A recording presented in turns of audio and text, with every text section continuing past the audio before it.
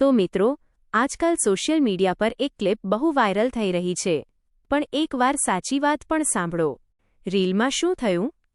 એક મહિલા પોતે સંજયભાઈ સાથે ફોટો પાડવા આવી. હવે સંજયભાઈ તો સોશિયલ મીડિયા પર છે, રોજ હજારો ફેન્સ એમની સાથે ફોટા પાડે છે, વિડીયો બનાવે છે. તો એ દિવસે પણ સંજયભાઈએ બસ સામાન્ય રીતે ફોટો પાડી દીધો.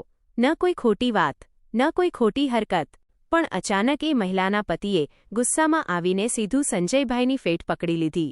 હવે તમે જ કહો, જો કોઈ વ્યક્તિ પોતાની મરજીથી ફોટો લેવા આવે તો એમાં સંજયભાઈનો શું વાંક?